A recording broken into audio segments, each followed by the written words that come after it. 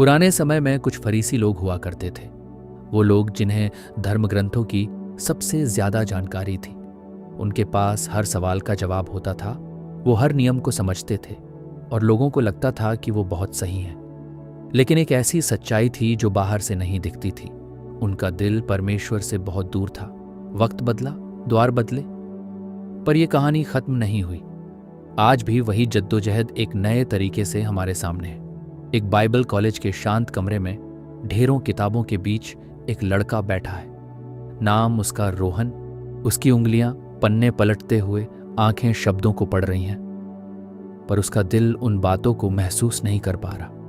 वो जानता बहुत कुछ है, पर उन बातों को अपनी लाइफ में जीता बहुत कम है। और उसे अभी तक इस बात का अंदाजा नहीं है कि जानकारी और जीने के बीच का यह फासला उसकी सबसे बड़ी परेशानी बनने वाला है। जय मसीह की प्यारे विश्वासियों, स्वागत है आपका अपना faith book Hindi summary channel पर, जहां हम लेकर आते हैं क्रिश्चियन किताबों की आत्मिक हिंदी समरी। आज हम समरी सुनने वाले हैं the essential means of grace by Paul washer, उनके बुक के बारे में। पार्ट 1, ज्ञान का बोझ, खाली दिल। बाइबल कॉलेज का कमरा धीरे धीरे रोशनी से भर गया। खिड़की से आती हल्की धूप सीधे रोहन की मेज पर पड़ी, जहां उसकी बाइबल खुली पड़ी थी। उसकी उंगलियां पन्नों पर चलीं, आंखें शब्दों को पहचानती रहीं, लेकिन दिल उन शब्दों के साथ नहीं जुड़ा। वो पढ़ता गया, नोट्स लिखता गया, जैसा वो हर दिन करता आया था। हर नियम साफ था, हर जवाब तैयार था। उसे पता था कि कौन सा सवाल कैसे संभालना है। बाहर से सब कुछ बहुत सही दिखा, लेकिन अंदर एक सूखापन चुपचाप बना रहा। उसी समय उसका रूममेट समीर पास आकर बैठा। उसने रोहन की तरफ देखा और धीरे से पूछा, तुम इतना पढ़ते हो, कभी ऐसा महसूस हुआ कि परमेश्वर तुमसे बात कर रहा है? रोहन ने बिना ज्यादा सोचे जवाब दिया। वचन ही उसकी आवाज है, बस उसे सही समझना जरूरी है। समीर ने कुछ नहीं कहा। उसने आंखें बंद की और धीरे धीरे प्रार्थना करने लगा। उसके शब्द बहुत साधारण लगे, लेकिन उनमें एक ऐसी सच्चाई थी जो रोहन के अंदर हलचल पैदा कर गई। क्लास शुरू हुई। प्रोफेसर पीटर अंदर आए। उन्होंने सीधे एक वचन पढ़ा, याकूब 1:22। परंतु वचन पर चलने वाले बनो, और केवल सुनने वाले ही नहीं जो अपने आप को धोखा देते हैं। कमरे में कुछ पल के लिए सन्नाटा छा गया। उन्होंने शांत आवाज में कहा, सिर्फ सुनना और जानना काफी नहीं है। अगर जीवन नहीं बदलता तो इंसान खुद को ही धोखा देता है। रोहन ने तुरंत ये वचन अपने नोट्स में लिख लिया। ये उसके लिए एक बहुत काम का पॉइंट लगा, जिसे वो आगे कभी भी इस्तेमाल कर सकता था। लेकिन इस बार शब्द सिर्फ दिमाग तक ही नहीं रहे, वो अंदर कहीं रुक गए। कुछ देर बाद एक और वचन पढ़ा गया, 2 तीमुथियुस 3:7। और वे सदा सीखती तो रहती हैं, पर सत्य की पहचान तक कभी नहीं पहुंचती। रोहन कुछ पल के लिए रुक गया। उसने ये वचन पहले भी कई बार पढ़ा था, लेकिन आज पहली बार उसे लगा कि ये उसी की हालत को बता रहा है। उसे लेखक पॉल वॉशर की एक बात याद आई। वो समझाते हैं कि बहुत लोग वचन को इकट्ठा करते रहते हैं, लेकिन उसके जरिए परमेश्वर के करीब नहीं आते। वो सोचते हैं कि जानकारी ही तरक्की है, जबकि असली बदलाव तब आता है जब वचन जीवन को बदल देता है। शाम को प्रार्थना भवन में सब इकट्ठा हुए। सामने उसका क्लासमेट विक्रांत खड़ा होकर गाने लगा। उसकी आवाज ज्यादा सही नहीं लगी, लेकिन उसके चेहरे पर एक सच्चाई साफ दिखाई दी। रोहन ने उसे ध्यान से देखा और उसके मन में एक सवाल उठा, इसे इतनी जानकारी नहीं, फिर भी ये इतना आत्मा में जुड़ा हुआ कैसे है? उसने अपने दिमाग से जवाब देने की कोशिश की, लेकिन इस बार उसे जवाब नहीं मिला। रात को वो अपने कमरे में लौटा। उसने फिर से बाइबल खोली। शब्द वही रहे, लेकिन दिल अब भी खाली रहा। तभी उसके मन में एक साधारण सी बात आई, जैसे कोई स्टूडेंट हर चीज पढ़ ले, हर बात समझ ले, लेकिन उसे कभी अपनी जिंदगी में इस्तेमाल ही ना करे तो उसका कोई असली फायदा नहीं होता। रोहन कुछ देर चुप बैठा रहा। उसने खुद से ईमानदारी से पूछा, क्या मैं भी वही कर रहा हूं? क्या मैं सिर्फ जानकारी इकट्ठा कर रहा हूं, लेकिन जी नहीं रहा? इस बार उसने इस सवाल को टालने की कोशिश नहीं की। अंदर एक हल्की बेचैनी उठी, लेकिन उसी बेचैनी में एक सच्चाई छिपी थी। समस्या जानकारी की कमी नहीं थी, बल्कि जीवन में उसकी कमी थी। कमरे में खामोशी रही, लेकिन इस बार वो खामोशी खाली नहीं थी। वहीं से एक नई शुरुआत धीरे धीरे होने लगी। पार्ट 2, वचन सुनना नहीं, उसमें जीना। अगली सुबह रोहन ने फिर वही रूटीन शुरू किया। बाइबल खोली, कुछ वचन पढ़ी, कुछ नोट्स लिखे। सब कुछ सही तरीके में चलता हुआ दिखा। लेकिन अब एक फर्क आ गया। वो खुद अपने अंदर झांकने लगा। शब्द पढ़ते समय उसके मन में एक सवाल बार बार उठता, क्या ये सिर्फ पढ़ाई है या ये मेरी जिंदगी बदल रहा है? उसी समय रूममेट समीर उठकर बैठा। उसने बाइबल बंद नहीं की, बस धीरे धीरे पढ़ता रहा और फिर आंखें बंद करके प्रार्थना करने लगा। इस बार रोहन ने उसे ध्यान से देखा। समीर जल्दी में नहीं लगा, वो किसी रूटीन को पूरा नहीं कर रहा था, वो जैसे सच में किसी से बात कर रहा था। रोहन के अंदर एक हल्की बेचैनी आई। उसने अपने आप को समझाने की कोशिश की, लेकिन अब वो पहले जैसा भरोसे वाला जवाब नहीं दे पाया। दिन में क्लास के दौरान प्रोफेसर पीटर ने आज एक अलग विषय शुरू किया। उन्होंने कहा, बहुत लोग वचन को पढ़ते हैं, सुनते हैं, याद करते हैं, लेकिन बहुत कम लोग उसे अपने जीवन में उतरने देते हैं। फिर उन्होंने एक वचन पढ़ा, मत्ती 4:4, इंसान सिर्फ रोटी ही से नहीं परंतु हर एक वचन से जीवित रहेगा जो परमेश्वर के मुंह से निकलता है। उन्होंने आगे समझाया, जिस तरह शरीर को रोज खाना चाहिए उसी तरह आत्मा को वचन चाहिए, लेकिन सिर्फ सुनना काफी नहीं, उसे अपनाना पड़ता है। ये बात रोहन के मन में गहराई तक गई। उसने सोचा, मैं रोज पढ़ता हूं, लेकिन क्या मैं सच में जी रहा हूं इस वचन से? कुछ देर बाद प्रोफेसर पीटर ने एक और वचन पढ़ा, इब्रानियों 4:12, क्योंकि परमेश्वर का वचन जीवित और प्रबल और हर एक दुधारी तलवार से भी बहुत चोखा है और जीव और आत्मा को और गांठ गांठ और गूदे गूदे को अलग करके वार पार छेदता है और मन की भावनाओं और विचारों को जांचता है। उन्होंने रुक कर कहा, वचन सिर्फ जानकारी नहीं देता, ये इंसान को अंदर से काटता है, बदलता है और सच्चाई दिखाता है। अगर वचन तुम्हें बदल नहीं रहा तो कहीं ना कहीं तुम उसे सिर्फ सुन रहे हो, उसे अपने अंदर उतरने नहीं दे रहे। ये सुनते ही रोहन के अंदर एक खामोशी फैल गई। उसे लगा जैसे ये बात सीधे उसी के लिए है। उसे फिर से लेखक पॉल वॉशर की बात याद आई। वो बताते हैं कि वचन परमेश्वर का जरिया है जिसके जरिए वो अपने लोगों को बदलता है। लेकिन जब इंसान वचन को सिर्फ जानकारी के तौर पर रखता है तो वो उस बदलाव से दूर रह जाता है जो परमेश्वर करना चाहता है। शाम को रोहन लाइब्रेरी में बैठा पढ़ रहा था। उसके सामने कई किताबें खुली थीं, लेकिन उसका ध्यान बार बार भटकता रहा। उसने अचानक किताब बंद की और सोचा, मैं इतना पढ़ता हूं, लेकिन क्या मैंने कभी एक वचन लेकर उसे अपनी जिंदगी में अपनाने की कोशिश की? उसी समय उसे क्लासमेट विक्रांत दिखाई दिया। वो एक कोने में बैठा था। उसकी बाइबल खुली थी, लेकिन वो जल्दी जल्दी पढ़ नहीं रहा था। वो एक ही जगह रुका, कुछ सोचता रहा, फिर धीरे धीरे प्रार्थना करता रहा। रोहन ने उसे देखा और उसके अंदर एक तुलना उठी। विक्रांत ज्यादा नहीं जानता, लेकिन जो थोड़ा जानता है उसे जीता हुआ दिखता है। तभी रोहन के मन में एक सीधी सी बात आई, जैसे कोई इंसान रोज दवाइयां के बारे में पढ़े, उसके फायदों को समझे, लेकिन खुद कभी उसे ले ही नहीं, तो बीमारी ठीक नहीं होती। दवा का असर तब होता है जब उसे लिया जाए। रोहन कुछ पल तक चुप बैठा रहा। इस बार उसने एक छोटा फैसला लिया। उसने बाइबल फिर से खोली, लेकिन इस बार जल्दी जल्दी पढ़ने के बजाय एक ही वचन पर रुका। उसने उसे दोबारा पढ़ा, फिर सोचा, अगर ये सच है तो मुझे आज क्या बदलना चाहिए? ये सवाल उसके लिए नया था। उसने तुरंत कोई बड़ा बदलाव नहीं किया, लेकिन पहली बार उसने वचन को सिर्फ समझने के बजाय उसे अपने जीवन से जोड़ने की कोशिश की। उसके अंदर अभी भी संघर्ष रहा। सब कुछ पूरी तरह साफ नहीं हुआ, लेकिन दिशा बदलने लगी। अब वो सिर्फ सुनने वाला नहीं रहना चाहता था, वो धीरे धीरे जीने की तरफ बढ़ने लगा। पाठ 3, प्रार्थना नहीं, परमेश्वर से मिलना। रोहन के अंदर अब एक नई बेचैनी रहने लगी। वचन को लेकर उसका नजरिया बदलने लगा, लेकिन एक जगह अब भी खाली थी, उसकी प्रार्थना। वो प्रार्थना करता तो करता, लेकिन अब जब वो खुद को देखने लगा तो उसे साफ दिखा कि उसके शब्द चल रहे हैं, पर दिल जुड़ नहीं रहा। उसने कई बार कोशिश की कि वो लंबी प्रार्थना करे, सही शब्द बोले, लेकिन कुछ ही मिनट बाद उसका ध्यान भटक जाता। कभी दिमाग में पढ़ाई आ जाती, कभी आने वाली डिबेट्स, कभी खुद को सही साबित करने की सोच। एक शाम वो कमरे में बैठा रहा और उसने खुद से एक सीधा सवाल पूछा, क्या मैं सच में परमेश्वर से बात करता हूं या सिर्फ प्रार्थना करने का काम पूरा करता हूं? उसी समय रूममेट समीर कमरे में आया। उसने रोहन को चुप बैठा देखा और बिना कुछ कहे अपने बिस्तर पर बैठ गया। कुछ देर बाद उसने धीरे धीरे प्रार्थना शुरू की। इस बार रोहन ने ध्यान से सुना। समीर ने कोई भारी भाषा इस्तेमाल नहीं की, कोई मुश्किल शब्द नहीं बोले। उसने बस अपनी हालत, अपने सवाल और अपनी जरूरतें सच्चाई से रखी। रोहन को पहली बार महसूस हुआ, ये प्रार्थना अलग है। इसमें कोई दिखावा नहीं, कोई जल्दबाजी नहीं, जैसे वो सच में किसी के सामने बैठा है। उस रात रोहन ने खुद प्रार्थना करने की कोशिश की, लेकिन उसके शब्द अटक गए। वो कुछ बोल नहीं पाया। उसे समझ नहीं आया कि कहाँ से शुरू करे।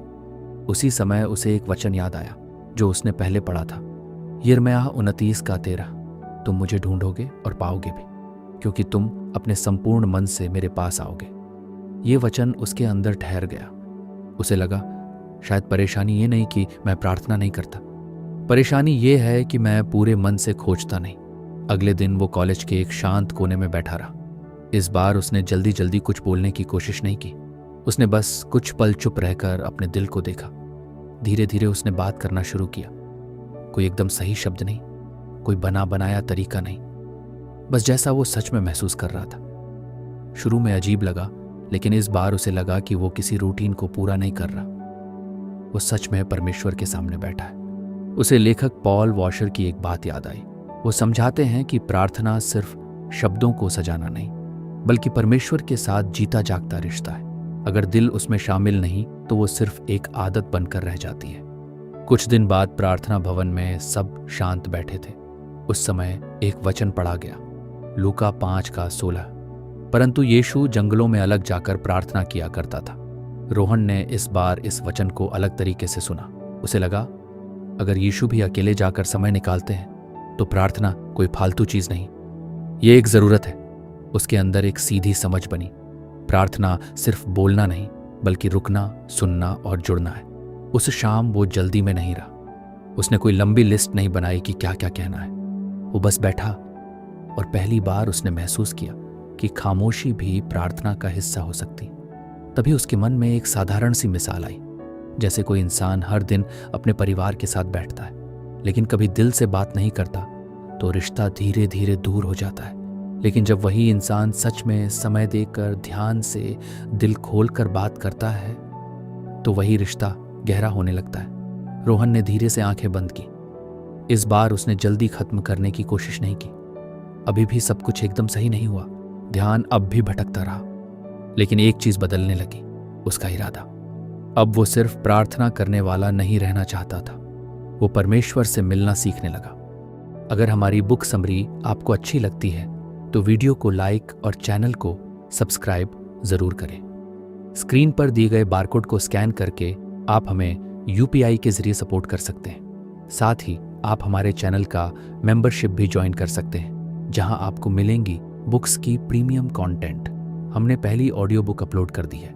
ज्वाइन बटन पर क्लिक करें और अपनी सीखने की यात्रा को बेहतर बनाएं। चलिए अब समरी के अगले हिस्से की तरफ बढ़ते हैं। पार्ट 4, धार्मिक काम या जीवित संबंध। रोहन की जिंदगी अब बाहर से पहले जैसी ही दिखती रही, क्लास, पढ़ाई, प्रार्थना घर, बातचीत। लेकिन अंदर एक धीमा बदलाव चलने लगा। वो अब हर चीज को थोड़ा रुक कर देखने लगा, वचन पढ़ते समय, प्रार्थना करते समय, और अब उसने एक और चीज पर ध्यान देना शुरू किया। उसकी पूरी आत्मिक लाइफ कहीं सिर्फ एक रूटीन तो नहीं बन गई। एक दिन प्रार्थना के बाद सब लोग बाहर निकल रहे थे। रोहन भी उठा, लेकिन इस बार उसने खुद को परखा। उसने सोचा, मैं ये सब क्यों करता हूं? क्या मैं सच में परमेश्वर के लिए करता हूं या बस इसलिए क्योंकि यही करना चाहिए? उसी समय क्लासमेट विक्रांत पास से गुजरा। वो किसी से बात करते करते हंस रहा था, फिर अचानक रुककर किसी के लिए प्रार्थना करने लगा। वो सब कुछ बहुत सिंपल तरीके से करता रहा, लेकिन उसमें कोई जबरदस्ती जैसा नहीं दिखा कि करना ही है वाली भावना नहीं दिखी। रोहन के अंदर फिर वही सवाल उठा, उसका मन इतना हल्का कैसे है और मेरा मन इतना भारी क्यों महसूस करता है?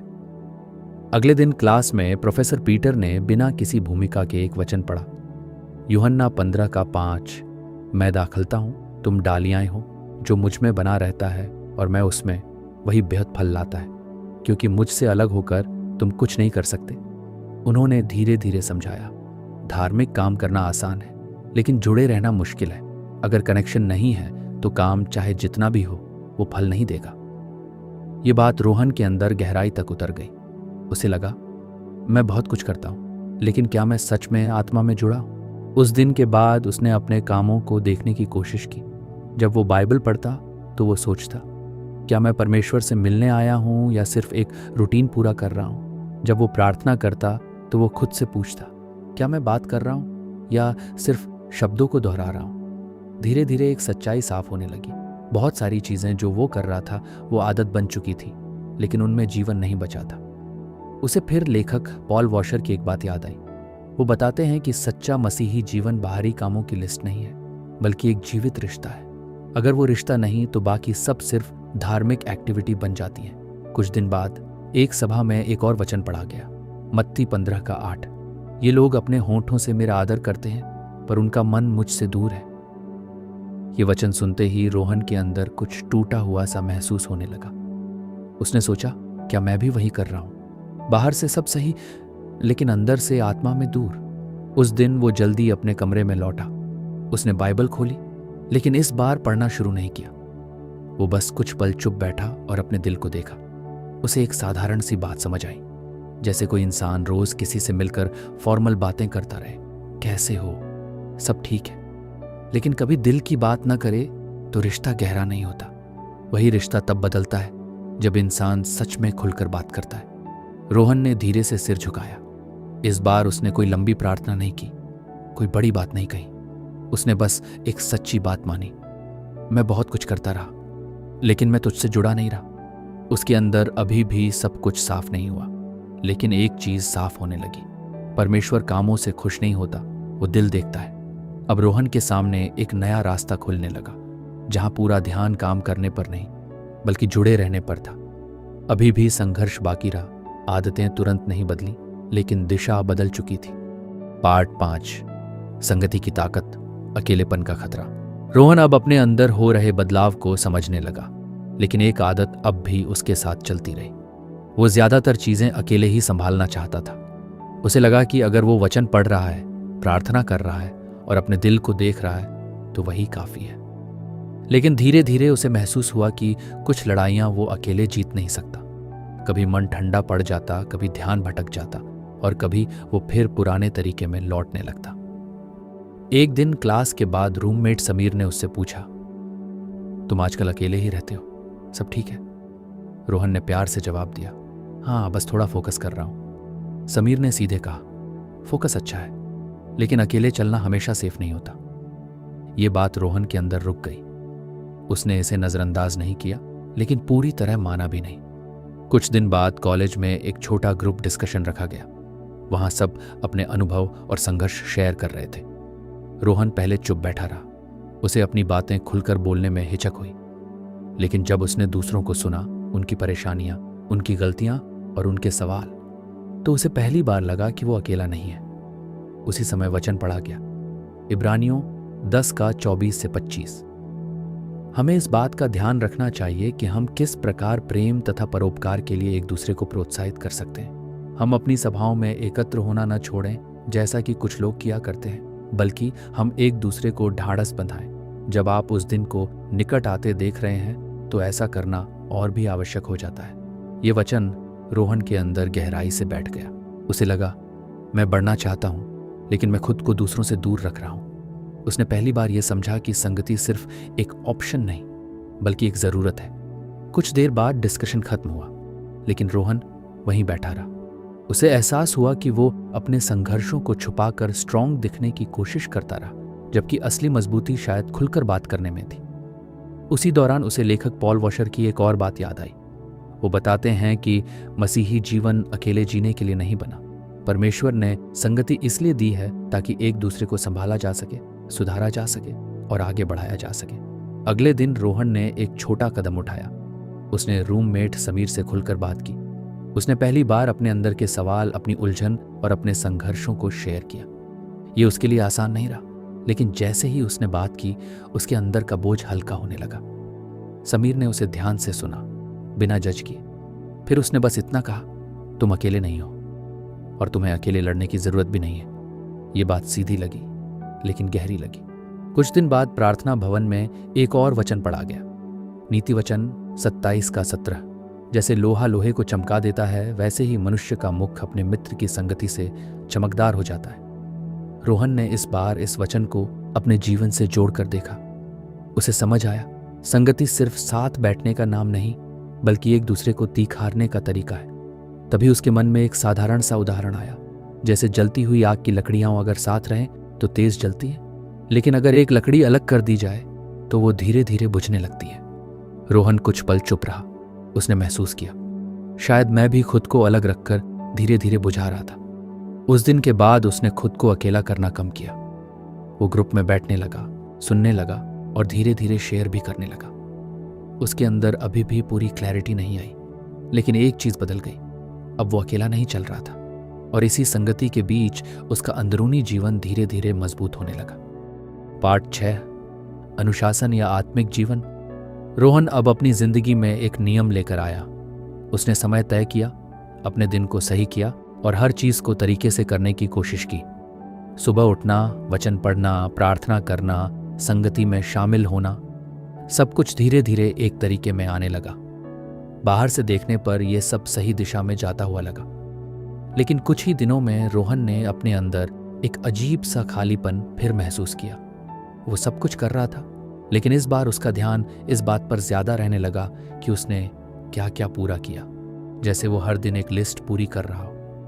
वो पढ़ता, प्रार्थना करता, बैठता, उठता, सब कुछ सही समय पर चलता, लेकिन अंदर एक सवाल बार बार उठता, क्या मैं सच में परमेश्वर के साथ चल रहा हूं या सिर्फ अपने बनाए नियमों को निभा रहा हूं। एक सुबह वो अपने तय समय पर बैठा, बाइबल खोली और पढ़ना शुरू किया, लेकिन कुछ ही देर बाद उसने खुद को रोक लिया। उसे साफ दिखा कि उसका ध्यान शब्दों पर नहीं, बल्कि इस बात पर है कि वो अपनी रोज की रूटीन पूरी कर रहा है। उसी पल उसके अंदर एक सच्चाई सामने आई, वो फिर से वही कर रहा है, बस इस बार उसे आत्मिक अनुशासन का नाम दे रहा है।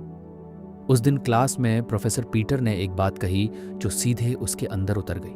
उन्होंने कहा कि अनुशासन जरूरी है, लेकिन अगर दिल उसमें शामिल ना हो तो वही अनुशासन इंसान को अंदर से सुखा देता है।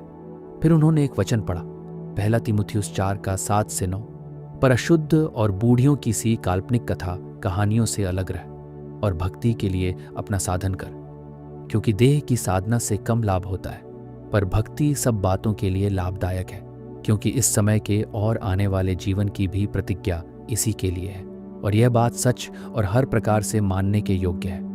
रोहन ने इस बार इस वचन को अलग तरीके से सुना।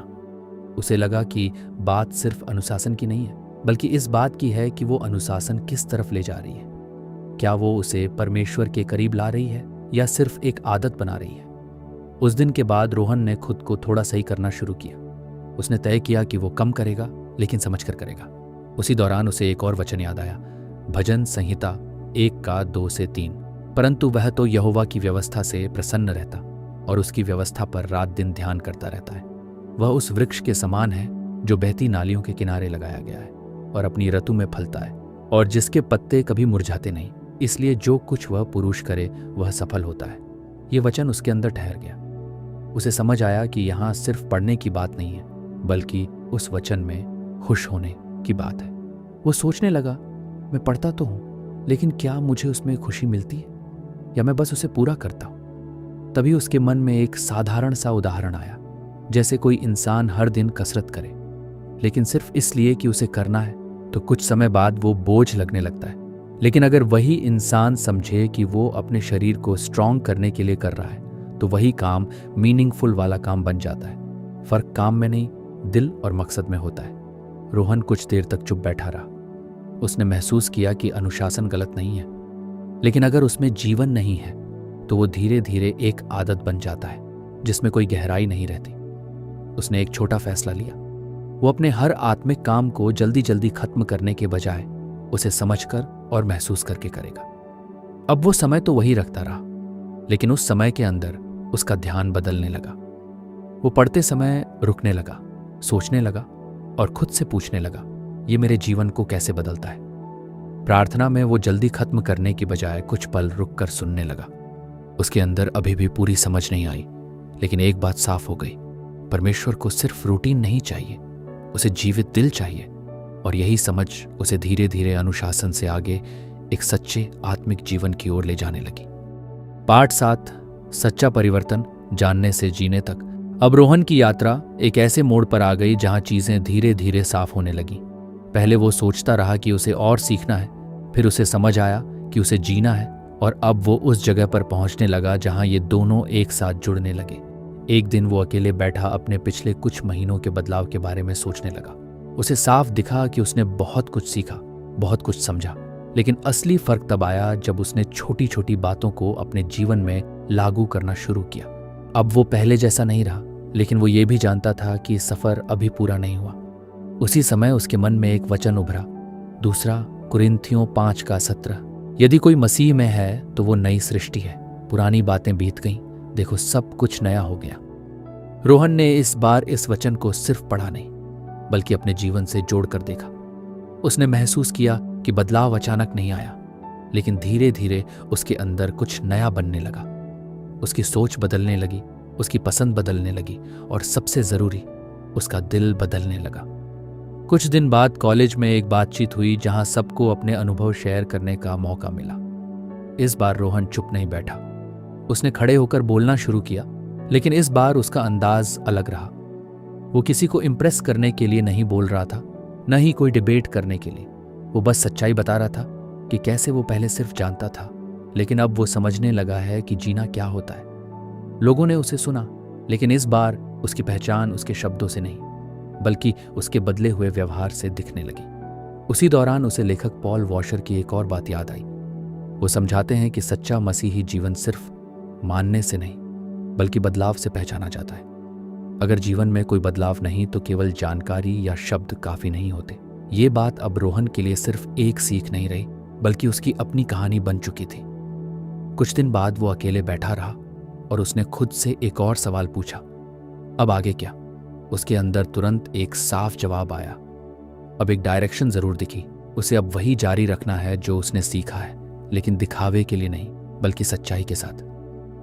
उसी समय उसे एक और वचन याद आया, फिलिप्पियों 2:12-13। हे मेरे प्यारो, जिस प्रकार तुम सदा से आज्ञा मानते आए हो, वैसे ही अब भी न केवल मेरे साथ रहते हुए, पर विशेष करके अब मेरे दूर रहने पर भी डरते और कांपते हुए अपने अपने उद्धार का कार्य पूरा करते जाओ, क्योंकि परमेश्वर ही है जिसने अपनी स्वेच्छा निमित्त तुम्हारे मन में इच्छा और काम दोनों बातों के करने का प्रभाव डाला है। रोहन ने इस वचन को गहराई से समझा। उसे एहसास हुआ कि यह सफर सिर्फ उसकी मेहनत पर नहीं टिका है, परमेश्वर खुद उसके अंदर काम कर रहा है, उसकी इच्छा बदल रहा है, उसकी डायरेक्शन बदल रहा है। तभी उसके मन में एक साधारण सा उदाहरण आया, जैसे कोई बीज मिट्टी में बोया जाता है।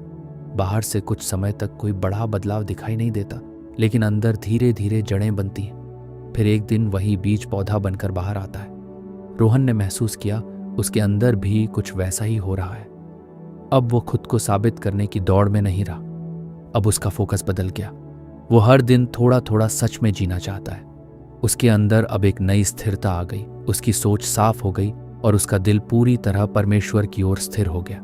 अब वो सच्चाई, आज्ञाकारिता और एक जीवित संबंध में जीने लगा। उसने सिर झुकाया और धीरे से प्रार्थना की। इस बार शब्द कम रहे, लेकिन दिल सच्चा रहा। अब वो सिर्फ जानने वाला नहीं रहा, वो धीरे धीरे जीने वाला बन रहा है। रोहन की कहानी अब एक साफ मोड़ पर आकर खड़ी होती है। पहले वो बहुत कुछ जानता था, लेकिन उसका जीवन वैसा नहीं दिखता था। अब उसके अंदर धीरे धीरे सच्चा बदलाव आया। वो परफेक्ट नहीं बना, लेकिन उसकी डायरेक्शन बदल गई। अब वो परमेश्वर के साथ चलना सीख गया, दिखावे से नहीं, बल्कि सच्चाई के साथ। अब ये कहानी सीधे आपसे बात करती है। आप कितना जानते हैं, ये सबसे ज़रूरी बात नहीं है। असली सवाल ये है, क्या आप जो जानते हैं उसे अपनी ज़िंदगी में उतारते हैं? पॉल वॉशर जिस सच्चाई को समझाते हैं वो बहुत सीधी है। परमेश्वर अपने लोगों को बदलने के लिए कुछ खास जरिए देता है, और इन्हीं के जरिए जीवन में असली परिवर्तन आता है।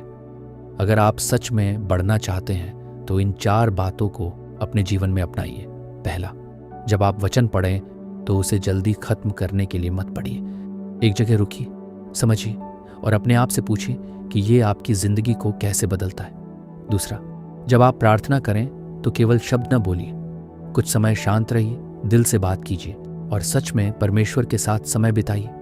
तीसरा, अपने आप को अकेला मत रखिए। ऐसे लोगों के साथ जुड़े रहिए जो आपको सच में आगे बढ़ने में मदद करें, जो आपको संभाले और सही डायरेक्शन दिखाए। चौथा, अनुशासन रखिए, लेकिन उसे बोझ मत बनने दीजिए। ये याद रखिए कि आप ये सब परमेश्वर के साथ चलने के लिए कर रहे हैं, न कि केवल एक आदत निभाने के लिए।